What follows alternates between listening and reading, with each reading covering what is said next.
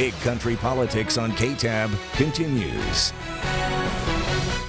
Well, hello and welcome to this week's Sunday Chat here on Big Country Politics. I'm Manny Diaz. This week we are joined by Sergeant Marc Couch of Texas DPS. He is headquartered here in Abilene in the Big Country. Sergeant Couch, thank you so much for joining us today. Always good to be here, Manny. You bet. Well, the last time you were here was back in August of 2022, just last year, when you were being introduced to Abilene in the Big Country, which we appreciate your service. How's life been as the Public Information Officer of the DPS here in the Big Country? It's been very good. It's been a great place to be. Our family has come here and just got involved in the community and what's going on here. Abilene's a great place to live in the Big Country, and just everybody's been very, very nice to get to know, just kind of getting filled in and get my name out there and make sure that we have the impact on the community that we want through the Texas Department of Public Safety. That's great to hear. Well, when you were here last, a big part of our discussion was the trafficking of the fatal drug fentanyl. Recently, within the last week, the Justice Department announced charges against the Sinaloa cartel's global operation. That's in Mexico. Our efforts in this country, certainly on the Texas-Mexico border, making any progress on this war against the fatal drug that is fentanyl? I know you can probably answer that in a million different ways, but in the way that you can, do you think that any progress is being made? Well, I think there's always progress. It may be small steps, but things like what we're doing right now, just awareness, the public awareness of it. If we can even close down or shut down people's desire to even be a part of that type of drug activity, will help curtail why it even comes over the border in those ways. But certainly, Texas Department of Public Safety is doing all we can to send as much manpower down there. Immigration is a big deal in itself, but really, truthfully, these are the things that we're actually at war against about coming across the border. Is the fentanyl, is the illegal drugs, is the trafficking of people that are marginalizing folks that are out there. So we hope that we are making a difference and doing all that we can to try to stop this scourge on our country. We see story after story of how multiple drugs are laced with fentanyl, which is oh so scary. Governor Abbott announced last week that Texas DPS seized over 3.1 million lethal doses of fentanyl, or about 14 pounds, during a single Operation Lone Star traffic stop in Mission.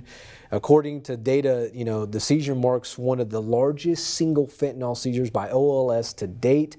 How much more is being emphasized from Texas DPS in detecting or identifying illegal drugs? Yeah, so it's our emphasis, right now. Those are the things that we're after, because, that seizure of narcotics right there is well over enough to kill nearly the entire country, several times over, because it takes very little of that to have an overdose. And so in the wrong hands, and especially in situations where they're masking the drug into other pills that you think that you're taking something else, then it becomes almost a game of Russian roulette on when you're going to hit that lethal dose. And we talked about last time that it's smaller than a penny, it's very much smaller than a penny. We're talking about granulars, so we're talking about, under a gram. If you took a sweet and low package and opened up the contents of that, it's if you cut that down into little, like eighths or whatever, that's about as much fentanyl would take for a lethal dose. That's how powerful it is. Wow. That's very, very alarming stuff. All right. When we come back, we'll continue our conversation with Sergeant Marc Couch about some local projects he's working on, especially one that's right here in the Big Country, along with an issue experienced on the border that's made its way to Abilene in the Big Country. You're watching Big Country Politics on KTAB. Big Country Politics on KTAB continues. Well, hello and welcome back to Big Country Politics. This is our Sunday Chat. I am Manny Diaz. This week we're joined by Sergeant Marc Couch of Texas DPS. He's headquartered right here in Abilene. Sergeant Couch, thank you once again for joining us. It's always just a fantastic time chatting with you because you're such a wealth of knowledge. Well, I appreciate that. Yes. Well, in the 2018 major motion picture Sicario, The Day of the Soldado, a question was asked to Josh Brolin's character, what do you think it's the most valuable commodity that cartels move across the border? His response, 20 years ago, cocaine. Today, people. If they don't make it across, they can pay to cross again 3 times the cost of a kilo. That's insane. I know those are lines from a movie, But how real is that? Well, I mean, there's some truth that's in that. In most of Hollywood, you'll see that anytime we see, they try to be as realistic as possible, but it's also TV, so they got to inflate a little bit to make it interesting for people to want to watch. But to your point, it has become the market now. I mean, it's not overtaking drugs. You still have a combination of both of those things that are happening at the border. But as far as the amount that's happening, I mean, it's almost probably 3 to 4-1 on seizures because they're moving that many bodies across, and it is such a lucrative commodity that's being moved. And it's a business. It's blowing up. You know? And back in February, a third suspect was arrested during a human trafficking investigation at Fun Noodle Bar right here in Abilene.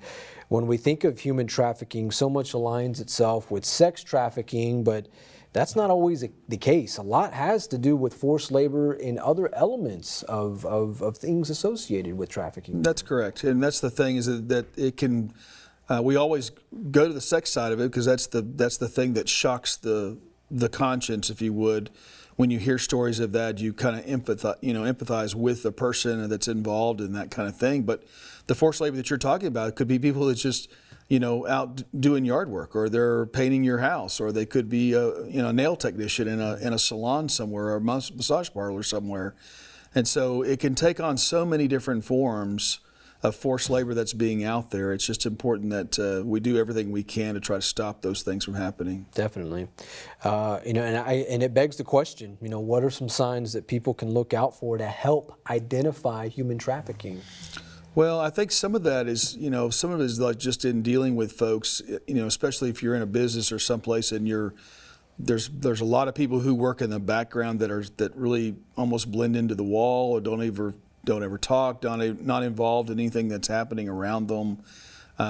Just the way that people carry themselves. Of course, you see stash houses and things where you'll have a number of people all living in one home together. That just doesn't seem like there's any combination of why they should all be there together, especially like in a neighborhood where it's single family dwellings that are mostly families that live there, and then all of a sudden you've got this group of 15 men living in one place, or things of that nature. So this becomes the battle, right? Is how to identify it, how to see it. It becomes the hard part in it. And what we wait for a lot of times is an outcry of a victim or somebody that's involved, and that it helps us maybe turn a case or get involved in those situations. Although we're roughly about 4 hours away from the Del Rio border, and we're seeing that right here in our own backyard with that case we just mentioned. Should it be shocking that those things happen more often, or that we encounter things like that? Certainly around here in Abilene in the Big Country. No, it's not uncommon. In fact, it's probably a bigger plan or easier to do the further that you get away from the border. So when we talk about trafficking, we're on a pipeline with Interstate 20 running right through our neighborhood. That's what's going on and going down the interstate through here, going other places. But they're trying to get in other states too, further north, where people are not unsuspecting that that's a human trafficking operation, but it's going in some little town in Missouri or Idaho or something like that, where people might not even have it on their radar because they're nowhere near the border. And so that's why it becomes so difficult a lot of times to find these cases and to get the help to these people that are needed. Definitely. Well, you troopers, DPS troopers, are very busy these days. We were just talking about before we came on camera. That troopers are being sent to the border. They're being sent to Austin. It's anywhere and anywhere. They're being sent across the state of Texas right now. That's correct. Expand on that. Well, the troopers, the fact that we have jurisdiction all over the state allows us to be able to work anywhere in the state. And so because of that reason, people also look at our agency because of the kind of work that we do and the manpower that we have. We have some incredible people that work for our agency, and if you want to get a job done, you send a group of troopers in there and ask them to do a task, and you'll get it accomplished based on that. And because of the reputation and what we have for the state, that we're utilized so very often, when something happens that needs to have a fix brought to it, a lot of times the Texas Department of Public Safety is brought in those situations. So our troopers are busy. If you have a local trooper around here that just to thank you every once in a while, or even just understanding that man, these men and women a lot of them are having to travel quite a bit right now out of our areas and going to different places across the state and staying away from their families for periods of time as they're out there. But we're willing to do it and always go where we're called. It's a great way to segue into the next point because, this week is National Work Zone Safety Week, and not only does it apply to the men and women who maintain our roads, our highways, interstates, but it's also really impacting, troopers who are on the highways.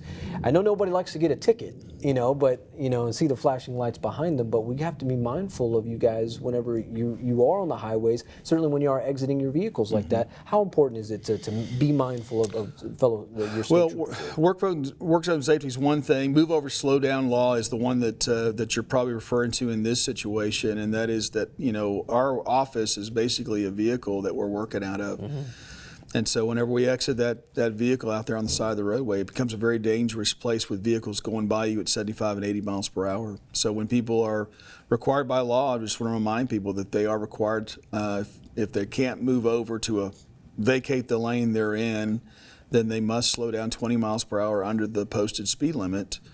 So if it's 70, you would go down to 50 miles per hour to be able to pass by or beside the emergency vehicle. And of course, that's not only just for us, it's also for tow trucks and TxDOT, and there's been a lot of people that have been included in that just to make it safe. But one of the things we want to try to stress, especially work zone safety, is that the enforcement, you mentioned the ticket before, the ticket's out there as the paddle, if you would, in a parenting situation, but really what we're looking for is voluntary compliance, that people would, of their own volition, say, I want to be safe and I want to make my highway safe. And a lot of people don't think that way. They think, get out of my way. I've got somewhere to go and I want to drive as fast as I want to drive. And we cannot live in a society like that if we just disregard all these rules and laws that are out there to help keep us safe, because we all live together. And so not any one purpose that someone has is greater than someone else's. No. And so it's important that we we are looking for voluntary compliance, and sometimes we have to use citations to get voluntary compliance, but maybe it's just at least waking people up to take and pay attention. It's a valid point. Certainly back here, Abilene in the big country, DPS, you guys are launching, pretty much you're opening a new driver's license office. We are. Which is coming very, very soon within the next few weeks. Tell us a little bit about that. So we're so excited to have this new facility come into the big country area to really help us get some more space. Our driver's license people have been crammed into a smaller building, and their operations has gotten bigger with CDL testing and all the things that we do in the area. So we're just so happy to be able to have this new space that's about nearly done with its completion. We're going to invite our news folks to come inside. We'll do a little tour of that and maybe talk a little bit more about that. But I want to encourage people to continue to use the appointment system that DPS has put out to make sure you don't have to stand out there and go stand in line or whatever, but that you can actually be served at the time that you actually put on an appointment calendar to go out there and take care of your business. But it's a really nice facility. They're putting the finishing touches on it right now. I'm really excited about availing that to the public. And this is going to be located off I-20, kind of over there by Buffalo Wild Wings. Yes, sir. It's over right in that location over there. There'll be signage going up on the interstate. Our partners with Texas Department of Transportation will be putting up signs on Interstate 20 to help people recognize when they need to exit and which way they need to go and all those different things to get to it, because it's on that service road on that north side. Next to the Buffalo Wild Wings location in there. But man, it's really going to be nice because you can do all the CDL testing there. They can do all the driver's license things. So it's going to be a big one-stop shop area that you can get all your driver's license stuff taken care of in one area. Sergeant Couch, thank you for joining us today. You're welcome. Please, and stay safe out there. Thank you for your service. I appreciate you, Manny. Thank you. All right, for Sergeant Marc Couch, I am Manny Diaz. This has been another Sunday Conversation right here on Big Country Politics. See you next time.